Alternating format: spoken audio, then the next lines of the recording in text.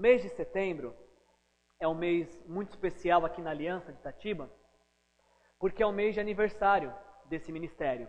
No mês de setembro, nesse mês de setembro, a Igreja Aliança de Itatiba irá completar 19 anos de ministério nesta cidade. E para celebrar este aniversário, que nós vamos realizar no último domingo do mês de setembro, esteja reservando essa data também, para celebrar o aniversário deste ministério, para celebrar 19 anos deste ministério, nós estamos, dentre tantas atividades, realizando essa série chamada O Maior Presente, ou o maior de todos os presentes. E a minha intenção como pastor, quando eu preparei esta série de mensagens, a minha intenção é que nesse mês de aniversário, nós, Igreja Aliança de Itatiba, possamos ser um presente para as pessoas que estão ao nosso redor. Eu sei, a ideia de você dar presente ao invés de receber no seu aniversário pode parecer um pouco estranha. Eu sei que dar presente no seu aniversário pode parecer alguma coisa estranha. Mas se você acha que é um tanto quanto estranho presentear no seu aniversário, eu queria te lembrar das palavras de Jesus, registradas no livro de Atos, capítulo 20, versículo 35, que diz que a maior felicidade em dar do que em receber. Aliás, esse é o versículo tema do nosso mês. Lembrando as palavras do próprio Senhor Jesus, que disse: a maior felicidade em dar do que em receber.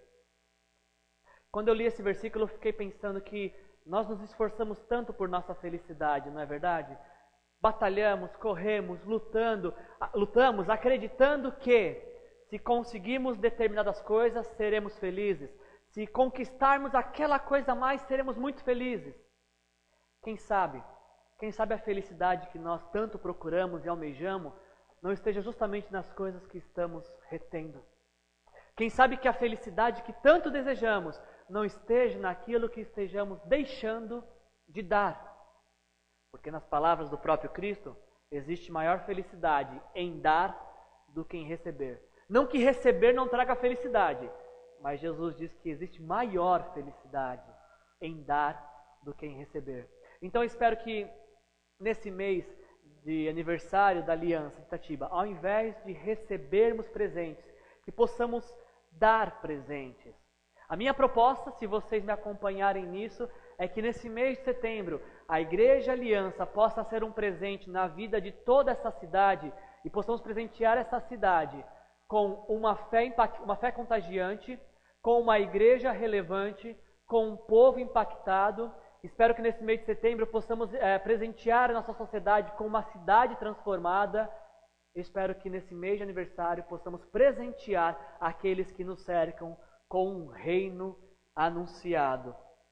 Para realizar essa série de mensagens do mês de setembro, nós vamos fazer uma caminhada pelo livro de Atos dos Apóstolos. E por isso eu queria encorajar que você, nesse mês, que você, eu não sei qual que é a sua rotina de leitura bíblica diária, o que você está lendo, eu queria que você passasse a ler o livro de Atos. Se você já tem outro devocional, continue com o seu devocional, mas leia também o livro de Atos nesse mês. E eu peço para a igreja apenas ler um único capítulo. Leia um único capítulo de Atos por dia, porque eu acredito que nós vamos estar pregando sobre o livro de Atos, e você vai estar lendo sobre o livro de Atos, e eu creio que Deus vai falar muito conosco através da nossa leitura diária e também através das mensagens. E quem sabe quando eu chegar aqui para compartilhar uma mensagem de Atos, Deus já não tenha falado algo com você na sua leitura. Então, por favor, hoje é dia 1º, já estamos atrasados, leia antes de dormir capítulo 1 de Atos, senão você vai ter que acumular 2 capítulos para amanhã, Atos 1 e Atos 2. Acompanhe os dias do mês e leia um capítulo por dia de Atos. E eu tenho certeza que Deus vai falar bastante com você, em nome de Jesus. Hoje, nós vamos estar realizando a primeira mensagem, uma fé contagiante. E para falar sobre uma fé contagiante, eu peço que você abra sua Bíblia, por favor, no livro de Atos, no capítulo 3. E nós vamos ler do versículo 1 até o versículo 10.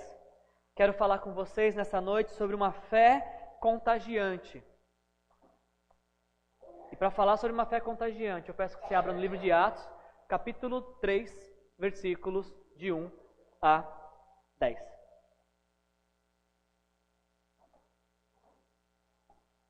Atos capítulo 3, versículos de 1 a 10, nos diz assim a palavra de Deus nessa noite.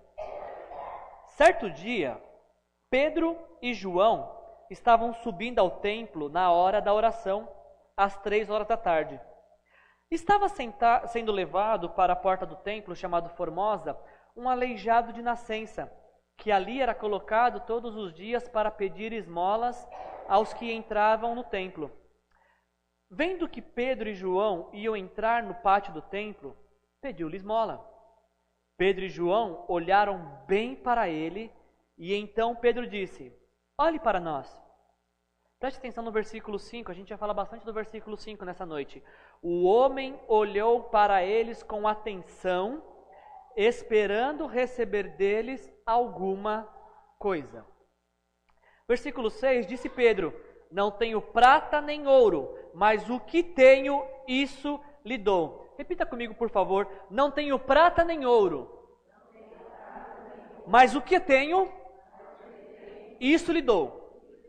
E o apóstolo Pedro disse: em nome de Jesus Cristo Nazareno, ande. Versículo 7, segurando-o pela mão direita, ajudou a levantar-se, e imediatamente os pés e os tornozelos do homem ficaram firmes. E de um salto pôs-se em pé e começou a andar. Depois entrou com eles no pátio do templo, andando, saltando e louvando a Deus. Quando todo o povo viu andando e louvando a Deus, reconheceu que era ele o mesmo homem que costumava mendigar, sentado à porta do templo chamado Formosa. Todos ficaram perplexos e muito admirados com o que tinha acontecido. Senhor, em nome de Jesus, nós estamos diante da sua palavra, Senhor, e eu peço que o mesmo efeito que a tua palavra teve na vida desse aleijado, possa ter em nossas vidas também, Pai. Que nós possamos ter uma fé contagiante nesta noite e que todos os que nos cercam, todos os que nos conhecem, também fiquem admirados ao ver o que o Senhor fez e está fazendo em nossas vidas, em nome de Jesus. Amém. Para que você possa entender o que está acontecendo aqui no livro de Atos, é necessário que você leia essa história através de duas perspectivas, ou melhor, através de duas lentes. Você vai ler essa história através da visão do aleijado e dos discípulos de Jesus. Para que você possa entender o que está acontecendo nessa história, você precisa ler essa história, enxergar essa história através dos olhos do aleijado e através dos olhos dos discípulos. Falando sobre o aleijado primeiro, nós não temos muitas informações sobre esse aleijado. Nem nome ele tem na Bíblia. O que nós sabemos é que ele era um aleijado de nascença. Capítulo 4, versículo 22 diz que ele tinha mais de 40 anos. E uma informação importante: todos os dias alguém pegava este homem e colocava na porta do templo. Acabava o dia, levava para casa. Chegava de manhã, colocava na porta do templo. Imagine o que deve ser, olhando pelos olhos do aleijado, todos os dias alguém precisar te levar para a porta do templo para mendigar. É isso que a gente sabe desse aleijado de acordo com o texto de Atos. Não está no nosso texto de Atos, mas tem uma informação muito importante que pode nos ajudar nessa noite também a compreender melhor esse texto. Foi o texto que nós lemos no início dessa celebração, no início do louvor. No capítulo 9 de João, versículos 1 e 2, ao passar, Jesus viu um cego de nascença. Seus discípulos lhe perguntaram: Mestre, quem pecou, este homem ou seus pais, para que ele nascesse cego? Olha que interessante a pergunta dos discípulos de Jesus. Jesus está caminhando com seus discípulos e encontra um cego de nascença. Na cabeça judaica dos seus discípulos, na cultura judaica daquele primeiro século, se alguém nasceu com problema físico, se alguém nasceu com defeito, alguém pecou. Ou ele, no ventre, os judeus do primeiro século acreditavam que uma criança podia pecar no ventre. Então a criança que agitava muito, que chutava muito a mãe, essa estava pecando. E os judeus acreditavam que uma criança muito agitada no ventre era pecadora. Então, a cultura judaica do primeiro século é essa: se alguém nasceu defeituoso, ou é porque pecou no ventre, ou porque os seus pais pecaram e agora os pais estão sofrendo as consequências, estão pagando pelo pecado que cometeram. Esta é a cultura daquela época. Essa é a cultura de Atos capítulo 3. E este homem que é aleijado de nascença há mais de 40 anos, ele é visto pela sociedade como alguém que pecou, ele e os pais dele. Quando nós estamos lendo essa história, nós estamos falando, dentre tantas coisas, da história de um homem sofredor. Não estamos falando apenas de um aleijado, estamos falando de um homem sofredor. Porque se não bastasse ser aleijado de nascença, de há 40 anos, há mais de 40 anos ser aleijado, esse homem sofria de diversos tipos de sofrimento. Ele sofria, por exemplo, o sofrimento físico, porque ele era aleijado. Esse homem sofria um sofrimento social, porque ele não tinha como trabalhar e vivia na dependência de esmola. Muito mais do que apenas ser aleijado, esse homem sofria um sofrimento emocional, porque ele vivia na dependência de alguém ter misericórdia dele. Não era apenas um sofrimento físico, este homem sofria um sofrimento espiritual, porque ele cresceu ouvindo que ele é um amaldiçoado, que ele e os pais dele pecaram e por isso ele está sofrendo as consequências de um pecado. Quando lemos a história de Atos 3, estamos lendo a história de um homem sofredor, que sofre fisicamente, mas também sofre emocionalmente, socialmente e espiritualmente. Agora, olha que interessante, versículo 2, aonde que este homem sofredor é colocado para sofrer? Aonde que ele é colocado para sofrer? Na porta do templo. Você não acha extremamente interessante que alguém teve a brilhante ideia de colocar um sofredor na porta do templo? Esse homem poderia ser colocado em qualquer lugar para pedir esmola. Ele poderia ser colocado na porta da cidade, onde passavam muitas pessoas. Mas esse homem de Atos 3, ele é colocado na porta do templo. E eu te pergunto, por que ele é colocado na porta do templo?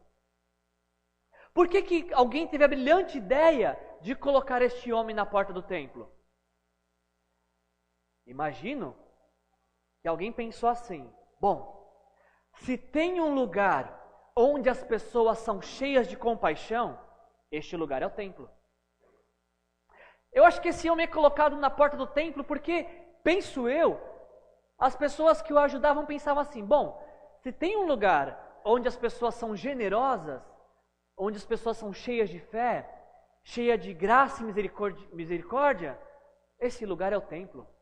Portanto, não tem um lugar melhor para colocar alguém que sofre do que na porta do templo. Esse foi o pensamento, imagino eu, colocar aquele que sofre na porta de alguém que o pode ajudar. Que lugar melhor para colocar um sofredor, se não na porta de alguém que o pode ajudar? O templo, na época de Atos 3, ele era visto como um lugar de pessoas devotas, como pessoas cheias de fé, cheias de piedade, pessoas tementes a Deus. Bom, então não tem lugar melhor mesmo para colocar alguém que sofre na porta do templo. Não tem lugar melhor para colocar alguém que sofre na porta de alguém que pode ajudar. Agora, tenta imaginar essa cena. Um aleijado na porta do templo. Muitas pessoas passando e entrando no templo. Alguns, quem sabe, ignorando aquele homem. Alguns, quem sabe, até tropeçando nele, mas não parando para ajudá-lo. Quem sabe, alguns parando para ajudá-lo, mas dando apenas o que lhe sobrava. Tenta imaginar o sofrimento, a tristeza deste homem de ver pessoas entrando no templo